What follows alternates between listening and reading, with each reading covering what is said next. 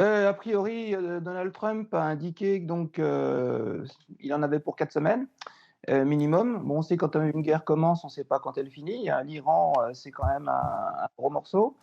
Moi, j'ai été assez surpris par, la réaction, iranienne, qui d'emblée, a visé, les pays du Golfe, a visé, le détroit d'Ormuz qu'il a fermé. Moi, je pensais que ça allait quand même être, une montée en puissance, graduelle. Or ça n'a pas été le cas. Donc là, effectivement, on sent que le régime iranien, lance tout ce qu'il peut, qu'on est dans une guerre, on est vraiment dans une guerre à mort des 2 côtés, hein. Là, c'est pas seulement, pousser l'Iran à négocier sur le nucléaire ou sur le balistique, c'est vraiment un changement de régime, qui est visé, par les États-Unis.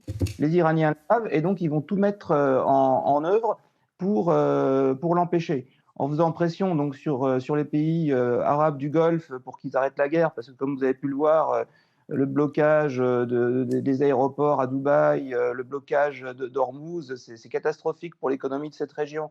J'étais en Arabie Saoudite, à Bahreïn, la semaine dernière et ils sont pas du tout, d'accord pour cette guerre parce que c'est tout leur projet économique, qui risque de s'effondrer.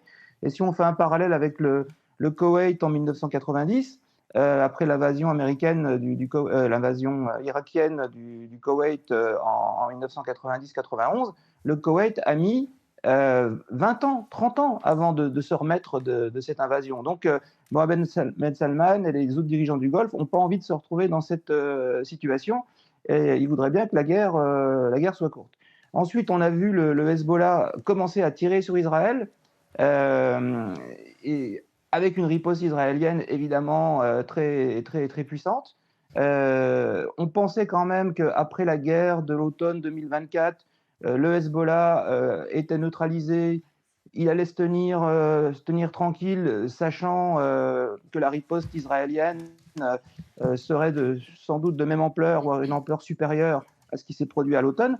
Donc non, c'est un conflit qui va durer, c'est un conflit qui va avoir des répercussions régionales, parce que l'Iran va agiter ses proxys en Irak, au Yémen, au Liban, hein. En Irak, on a vu l'attaque sur la zone verte contre contre l'ambassade américaine à Bagdad. J'imagine aussi que divers groupes dans la région de Mossoul, comme les Shabak, vont aller lancer des roquettes sur l'aéroport d'Erbil, où se trouve la base américaine.